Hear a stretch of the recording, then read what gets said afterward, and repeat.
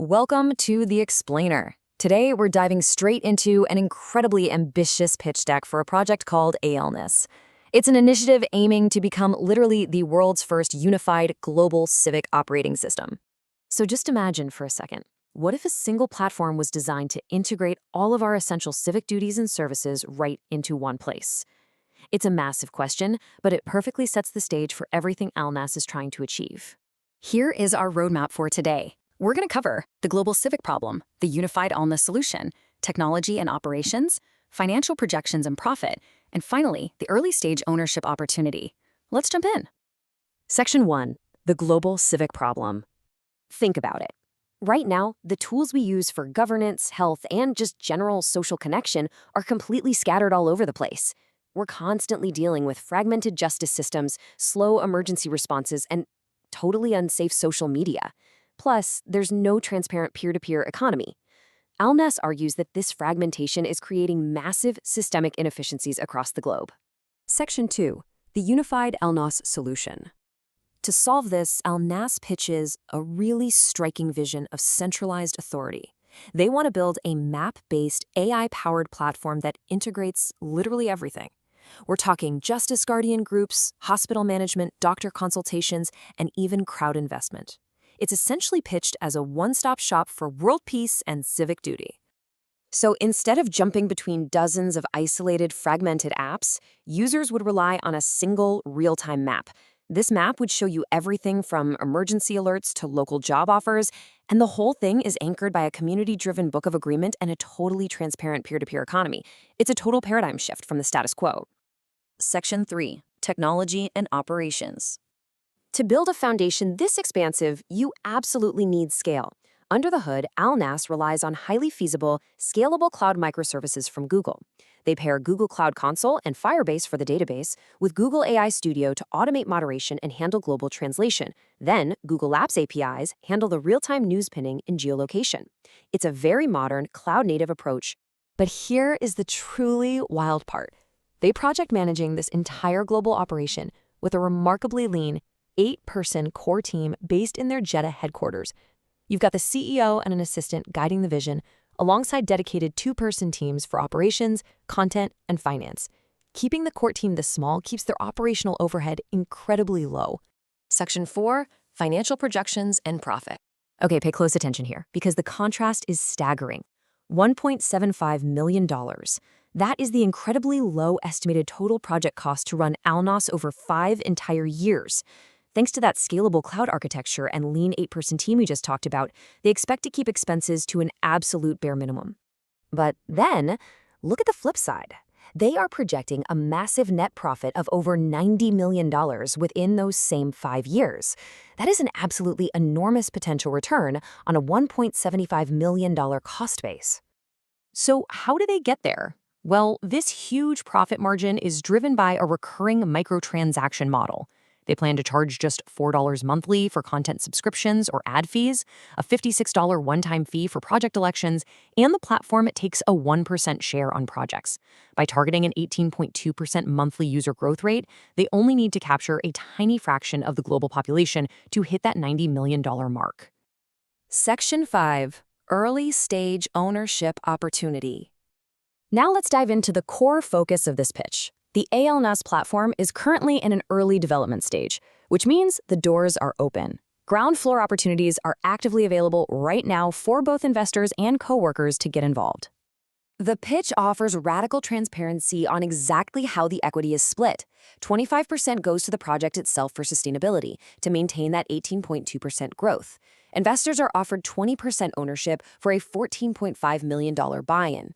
The founder retains a 10% inheritable share for their family, and the currently elected CEO holds 10%. Interestingly, a massive 30% is dedicated to part-time employees, specifically 6 or more members getting an equal share that becomes permanent after 5 years. The final 5% is reserved for platform rewards. You can really tell this isn't just a standard corporate structure, it's a personal mission. The deck explicitly notes that the founder receives $2.9 million of that investment allocation, but it heavily emphasizes that absolutely everyone, investors and coworkers alike, is welcome to make an offer.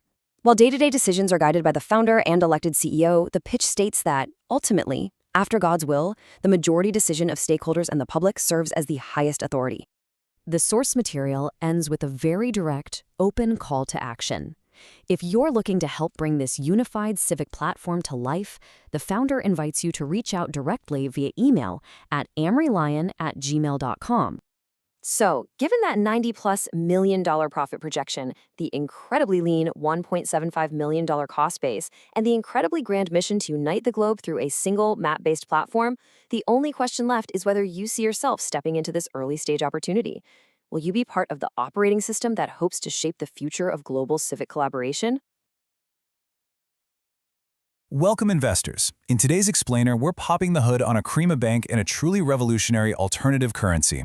Look, if you're watching the landscape of global finance right now, you know we're at a massive inflection point. We are all searching for stability, for real, tangible value, and honestly, for systems that actually make logical sense. So today, I'm going to walk you through a framework that aims to completely redefine how value is generated, secured, and exchanged. Okay, let's just dive right in by challenging the very definition of money. This is a concept that fundamentally changes how we perceive global economics. Think about it.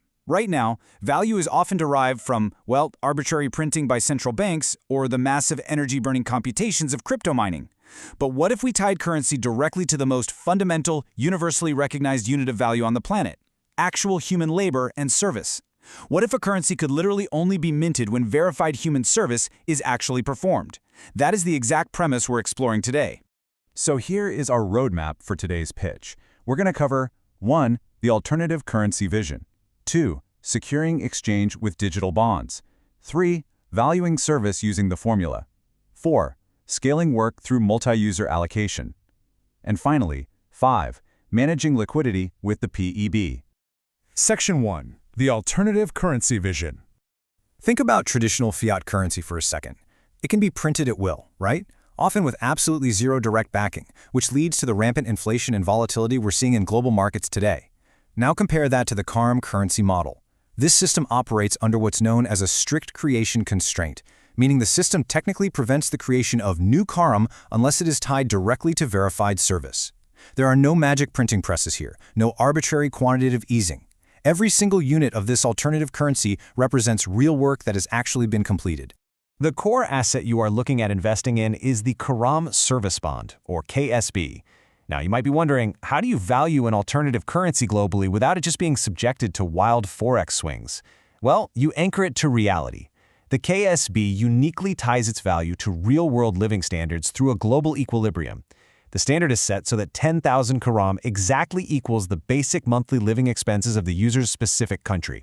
This is huge because it creates an inherently stable macroeconomic environment where the currency's purchasing power remains relevant and consistent for the end user, no matter where they live in the world. Moving right along to Section 2, Securing Exchange with Digital Bonds. Let's walk through a quick case study of a standard service provider transaction. If you've ever dealt with the frantic, sweat-inducing countdowns of modern gig apps, you're really going to appreciate how this workflow entirely removes those stressful elements. Step 1, the requester must define the hours and the hardship level up front. Step 2, and this is absolutely crucial for verification, the provider has to physically present a national ID or passport to the requester before starting. Step 3, the work is done without a ticking live timer, which fosters quality over just rushing through a job. And finally, Step 4, the requester must manually trigger the confirmation to release the digital funds. It's deliberate, it's secure, and it's a deeply human-centric workflow. But obviously, an economy can't just exist on a screen, right? To bridge the digital and physical worlds, Akrmna Bank allows users with a positive balance to actually generate and print physical Karam service bonds. These can be used to buy real goods or services entirely outside the digital system. The receiver then simply uses a verification and deposit feature, punching in the bond's unique hash or ID to transfer that value right back into their digital wallet. All of this is protected by strict end-to-end encryption for identity documents. Plus, those cryptographic hashes make double spending literally impossible. All right, Section 3, Valuing Service using the formula. Here is where the math really shines. To mathematically guarantee fair pay, the platform uses this exact calculation. When a custom service request is made, we don't rely on arbitrary haggling. We use this. Total Karam equals the hardship level divided by 80, multiplied by the actual working hours, plus any associated costs. Simply put, compensation is mathematically tied to the specific difficulty of the labor and the precise time it takes to complete it. It completely removes the friction and awkwardness of price negotiation from the service exchange. And where does that hardship level come from? It pulls directly from 3 standardized tiers. Easy work sets the standard at 10,000 kram per month. Medium work doubles that to 20,000, and hard labor triples it to 30,000.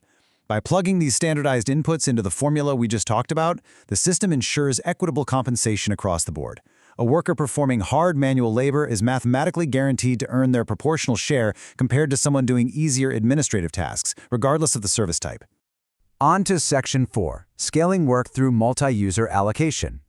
Now you might be wondering, does this scale? Is it just for individual gig workers? Absolutely not. A single payment can be automatically split, fully supporting multi-user allocation. This means complex business logic, like routing 50% of a payment to team salary A, 30% to team salary B, and 20% to a partner business share, is handled natively within the system. You can use percentage-based or fixed amount logic.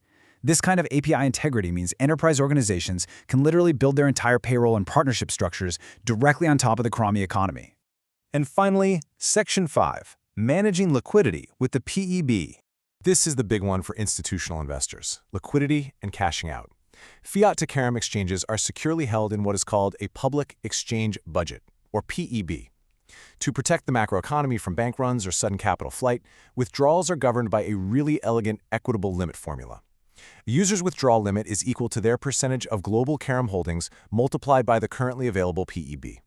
This mathematical governor ensures that liquidity is always distributed fairly based on your actual stake in the total economy. It completely stops any single massive whale from draining the fiat reserves. But wait, there's more on the security front. Your investment is safeguarded by remarkably strict governance protocols. There's a transparent 20% monthly tax built right in, which funds both the platform service fee and national funds, ensuring government collaboration rather than regulatory friction. Disputes? They aren't handled by automated bots. The system relies on admin-assigned human judges. If a user actually commits fraud, they face labor restitution. That means they must perform verified service to clear their negative balance. How novel is that? And in a true worst-case scenario, the primary admin holds a global free switch to instantly pause operations, backed by the ability to generate printable physical ledgers for a total offline system backup. So as we wrap up this explainer, I want to leave you with one final thought. We've looked at an alternative global currency that isn't based on wild speculation, but on verified human service. We've seen the digital bonds, the proprietary math that guarantees fair valuation, the enterprise-level scaling capabilities, and the ironclad liquidity and governance controls. The technology is here, the math is completely sound, and the opportunity is waiting for you. The only question left is, are you ready to invest in an economy where fairness is mathematically guaranteed? Thanks so much for walking through this roadmap with me today. Hey everyone, let's jump right into this. Today, we are looking at an incredibly fascinating system called Akrmna Bank. But right off the bat, I want you to forget everything you think you know about traditional financial institutions. We aren't talking about checking accounts and loans today. Based on our source material, Akrmna Bank isn't just a bank, it's a universal work engine designed to fundamentally break the very concept of unemployment. It's a system built to give everybody an opportunity to work and provide service as much as they need and want. Here is our roadmap for today's explainer. We're going to start with the unemployment problem, look at how we break those barriers, explain the Kram economy, calculate fair compensation, go over worker justice, and finally, look at a true universal work engine. I want to start off with a thought experiment. Think about this for a second. What if unemployment wasn't a lack of work, but a wall of gatekeepers? We so often treat unemployment as a personal failure, or just a simple lack of jobs in the market. But our sources challenge this premise entirely. They argue that the work is always there, but the systems built to access it are profoundly broken. Kicking things off with Section 1, the unemployment problem, and specifically, that wall of gatekeepers. I really want us to pause and think about underprivileged job seekers worldwide. You know, unemployment exists because our traditional economies are built on these exact constraints. There are arbitrarily limited job positions. You've got HR gatekeepers, incredibly slow hiring cycles, and degree requirements that inherently lock out folks who just don't have the capital to afford higher education. Then you have geographic limitations. Literally, where you were born dictates what you can earn. And ultimately, you have companies arbitrarily deciding who deserves the dignity of work. It creates an impenetrable wall for millions of people. So how do we fix it? Let's move to Section 2, breaking traditional barriers by removing permission-based work. The contrast here is literally day and night. The old world relies on limited jobs, borders, and degrees. But in the architecture of Akrmna Bank, you don't need a company to hire you. You don't need a CV, you don't need a degree, and most importantly, you do not need permission. There are no HR rejections, no visa requirements, and no background discrimination. It operates on a beautifully simple premise. If you can provide a service, whether that's cleaning, coding, tutoring, or repairs, you can earn immediately. For an underprivileged worker in a developing nation, this means the geographic lottery of birth no longer blocks them from earning. Anyone can request a service, which automatically creates infinite demand. And because there are no gatekeepers, there are absolutely no limits. If someone wants to work 2 hours a week, 20 hours, or 200 hours, they can. The system never blocks them. There are no monthly caps or employer dependencies.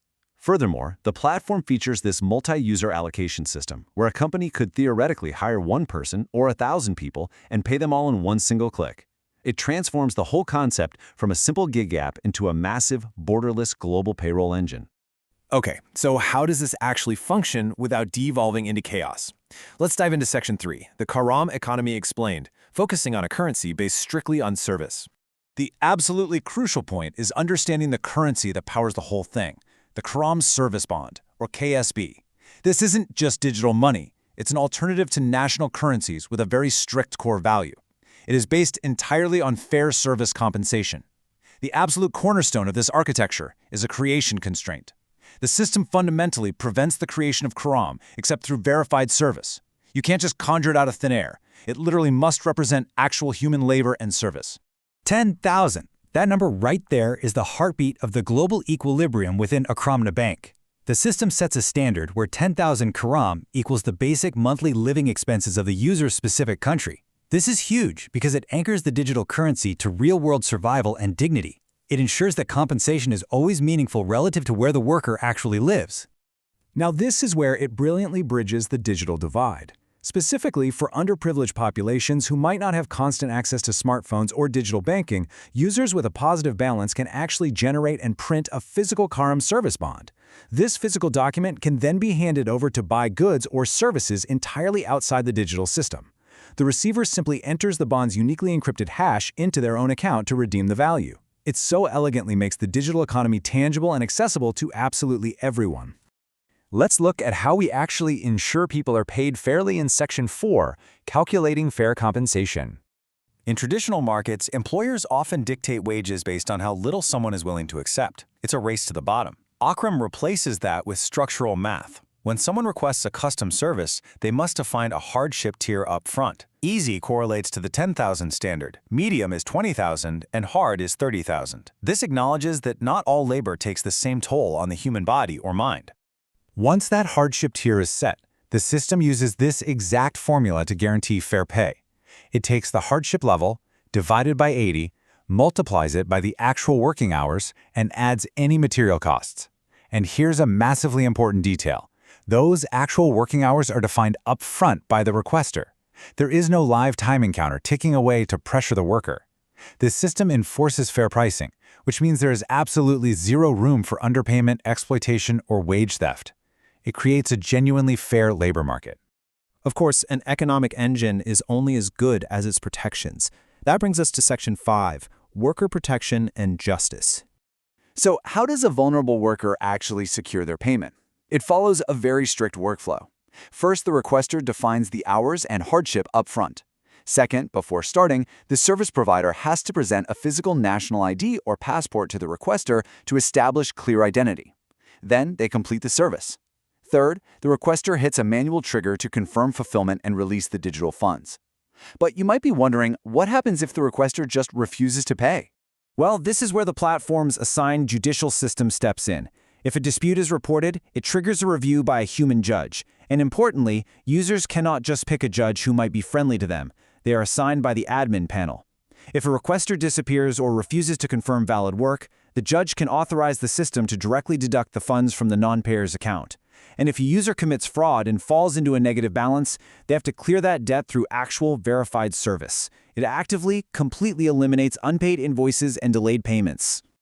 Zooming out to the macroeconomic level, the system makes sure it operates harmoniously within national structures too. There's a transparent 20% monthly tax on the platform, split between a platform service fee and a national fund. The allocations to government funds are required to be publicly visible, ensuring total transparency and collaboration with existing state infrastructures.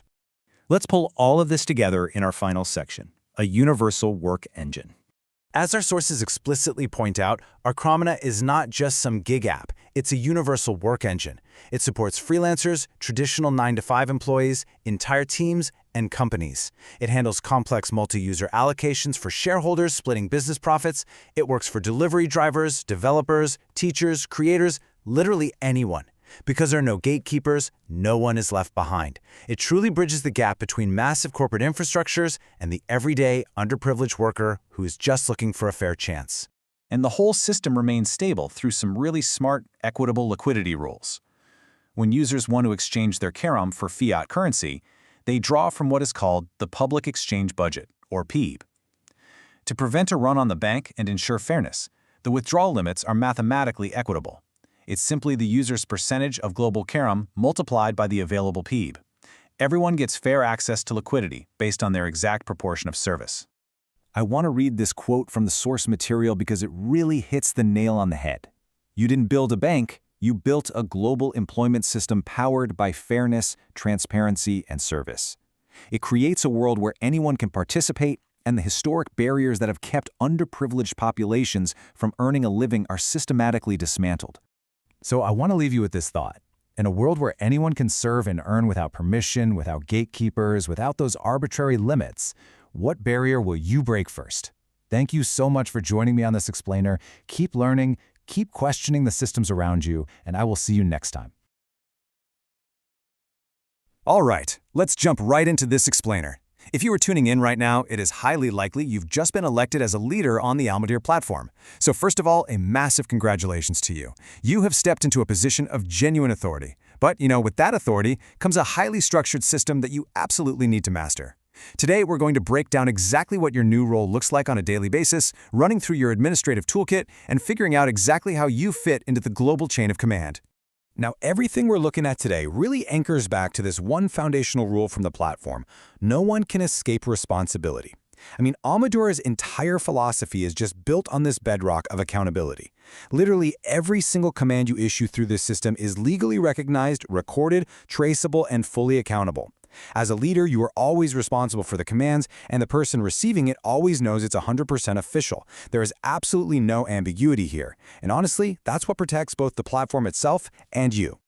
So, let's lay out our roadmap to get your leadership toolkit up and running. We will hit 5 main areas today. 1. The Almodear hierarchy. 2. Elections and leadership. 3. The 7 universal commands. 4. Your admin toolkit. And finally, 5. Reports and escalations. Starting off with Section 1, the Almodear hierarchy, moving from local to global. Because hey, before you can govern your own group, you kind of need to see where you actually sit in the bigger picture of the platform. Think of Almodear as this massive, continuous bottom-up chain of command. It all starts at the local level with your group, and that could be a family, a stored-up team, a huge corporation, or literally even a city. But you definitely don't exist in a vacuum. Every single group sits right under a higher group. It creates this nested hierarchy of accountability that scales all the way up to the ultimate global group. So, as the elected leader, you are the crucial bridge. You are the link connecting your local members directly to the tier right above you. Moving right along to Section 2, Elections and Leadership, your path to power. Let's briefly look at the exact mechanisms that validate your status as a leader. As you know, to even enter the leadership arena and run for an elected position, you had to put up a candidacy fee of exactly $40 or its equivalent in Kerem service bonds. And why do they do that? Well, it's not just a simple paywall, it's actually a filter. It ensures that anyone running for leadership is genuinely invested in the immense responsibility they're about to take on. And once you paid that fee, you had to actually win the room, right? On Almodear, every single member holds 1 vote. And this is wild, that vote is changeable at literally any time. So to earn those votes, candidates build a multimedia presentation. Sure, it relies a lot on text, but you can really supercharge your campaign with an optional video recording, an image, external links, or even supporting documents. You literally had to master these exact tools to convince your group to hand over those changeable votes to you instead of someone else. All right, Section 3, the 7 universal commands. These are your primary instruments, the real meat and potatoes of your operational toolkit. These 7 commands are basically the lifeblood of the platform. You've got your everyday drivers, things like task and information commands, plus democratic decision commands that actually trigger a majority vote. But then you have the heavy hitters, financial, authority, restriction, and emergency commands. And whenever you issue one, you can pack it with multimedia elements, just like your campaign presentation. And remember our whole theme of accountability? Yeah, every single command, response, and note comes with an immutable edit history. The system logs exactly what a command was at every single point it was changed. That means you and your members always have a perfect, undisputed record of what was actually said. Now, what's really fascinating here is how the system hardwires a strict pace into your leadership. You aren't just shouting instructions into the void, the system actually sets a ticking clock. Routine tasks and information commands give people a 72-hour timeline. But look at financial, authority, or restriction commands, those tighten right up to 48 hours. And if you have to drop an emergency command, action is expected within just 1 hour. Meanwhile, a decision command stays open until a true majority votes. So choosing your command type isn't just about what you want done, it's about directly managing the operational tempo of your entire group. Which brings us nicely to Section 4, your admin toolkit, looking at boundaries and powers. The absolutely crucial point here is drawing a hard line between what everyone can do versus the exclusive powers that only you hold. Let's stack them up side by side. Standard members, they can issue basic tasks, share information, and kick off decisions. They can respond, report issues, and vote. But the second you step into your domain as a leader, the toolkit just expands dramatically. Only you can issue those heavy-hitting authority, restriction, emergency, and financial commands. Only you get to approve join requests, manage the group's rulebook, and hide abusive interactions from the rest of the members. Essentially, your authority kicks in exactly where standard permissions end. And to juggle all of this, you're going to live inside the admin panel. It is your daily command center. From your main dashboard, you'll be processing incoming commands and escalations to keep things running smoothly. You'll handle really vital identity verification stuff, literally checking national IDs and passports to stop fraud in its tracks. You'll also use this space to manage the rulebook, dig into platform analytics, and set up admin delegation. It is a massive, comprehensive suite designed to give you total oversight. But listen, there is a very specific catch when it comes to delegation that you need to be hyper-aware of. The platform has this built-in safety net called automatic delegation. If you, the primary admin, end up ghosting your responsibilities and stay inactive for 30 days, the platform steps in. It will instantly promote your total delegated user to act as the primary admin, because Almodear will absolutely not let a group stall out just because of an absentee leader. Now, the moment you return, you get your authority back, but it's a pretty stark reminder. Your leadership demands active participation. And that naturally leads us to our fifth and final section, reports and escalations, the safety net. This just brilliantly illustrates how the platform handles disputes, making sure that absolute power is always balanced by real oversight. Let's actually track how a problem travels through the system. At hour 0, a command or response is created. If there's some sort of violation, a user has exactly 48 hours to officially report it. And as the group leader, that report lands right on your desk. But if you can't resolve it, or, and this is important, if you are the one being disputed, it can be escalated after 72 hours directly to the higher group sitting above yours. This is exactly where that hierarchy we talked about at the start comes into play. There is always a higher authority ready to step in and issue a final ruling. Now, when you are handling these messy reports, you do have the power to hide abusive interactions from your standard users, just to maintain a decent environment. But, circling back to the very first thing we talked about today, accountability. You've got to remember that absolutely nothing on Almodear is ever truly deleted. There's no suspension, no freezing accounts, no escape. Sure, an abusive comment might disappear from the public feed, but it remains permanently locked in the immutable audit logs for you, the higher admins, and, if it ever comes down to it, legal authorities. So, there you have it. You now understand the massive hierarchy you're a part of. You know exactly how to wield those 7 universal commands and manage the ticking clocks attached to them. You've seen the serious firepower waiting for you in your admin panel, and you know exactly how the safety nets of reporting and escalation work. You've got the tools, you've got the power, you've got the oversight. The system is completely ready for you. So the only question left to ask yourself is, how will you lead your group today? Thanks so much for joining me for this explainer, and seriously, best of luck in your new role.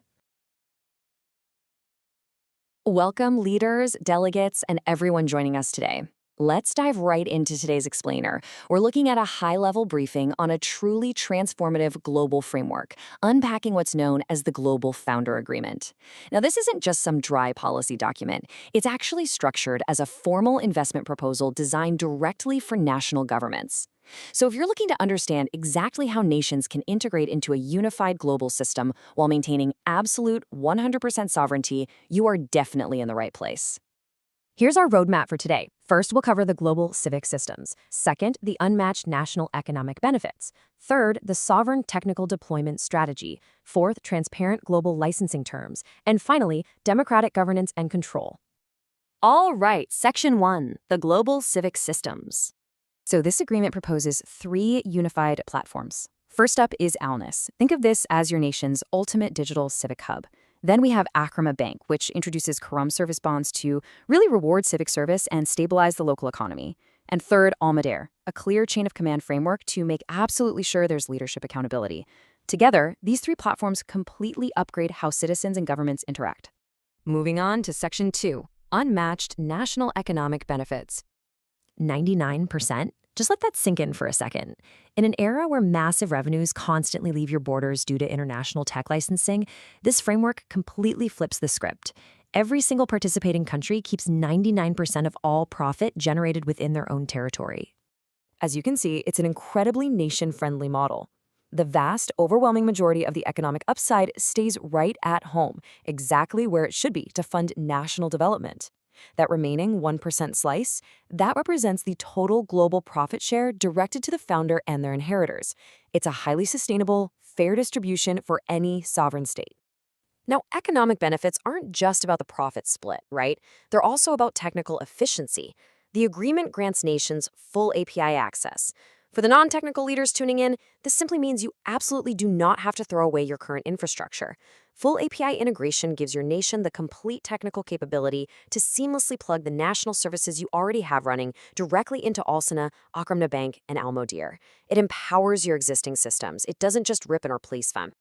All right, let's hit Section 3, Sovereign Technical Deployment Strategy.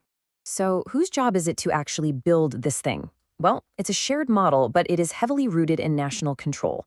Once a country joins, they take on the full responsibility to build, fund, and operate these platforms inside their own borders, using their own technical teams. The founder simply provides the global standards and the framework. This guarantees that no outside entity is unilaterally building or altering your critical systems. You hold the keys, literally. But, with that absolute sovereignty comes a responsibility to the wider network.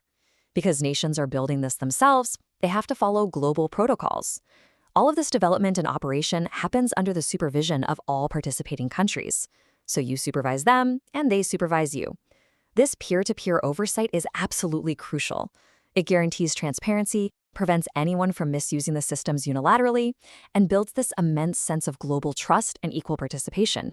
Okay, Section 4, Transparent Global Licensing Terms. Let's talk numbers, because the agreement is incredibly specific here.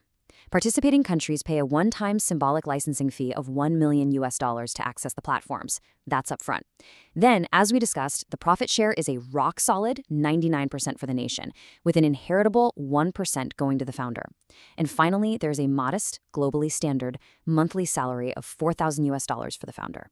That's the whole shebang. Everything is laid out completely flat. No hidden fees, no escalating enterprise costs to worry about. Which brings us to Section 5, Democratic Governance and Control. When it comes to the founder's power over the global system, the text is explicit, and I mean crystal clear. Quote, no veto power, no override authority, no dictatorship, end quote. The political sovereignty of every single participating nation is entirely protected. So you might be wondering, what power does the founder actually keep in governance? Well, they retain what's called the founder decision slot, and this is simply the right for the founder or their heirs to submit exactly one proposal per global vote cycle. That's it. Just the right to put a single item on the agenda. They can't force it to pass, and there's no way they can strike down other nations' proposals. It's a remarkably balanced, totally non-threatening way to protect the founder's legacy without compromising democratic rule. The real control rests entirely with the nations. Governance operates on an equal majority vote for all participating countries. Every nation gets equal voting rights globally, whether you're the very first one to join or the 50th. And importantly, the source explicitly outlines that this framework is highly scalable. It's built to effortlessly handle 50 to 150 plus countries. So, when you pull all these pieces together, from the Alnas, Akrmna Bank, and Almodear platforms to that massive 99% profit retention, the sovereign technical deployment, and the strict democratic majority rule, what you have is exactly this: a democratic, ethical, scalable, and remarkably nation-friendly framework. It perfectly balances an immense economic upside for the nation with a protected, modest legacy for the founder. So, what does this all mean? The ultimate question the Global Founder Agreement poses to national government leaders today is simply this: is your nation ready to build the future? Are you ready to step into a unified global framework that absolutely guarantees your technical sovereignty while securing an unmatched economic upside? Think about it. Thank you so much for joining me for today's explainer. Until next time, stay focused and keep learning.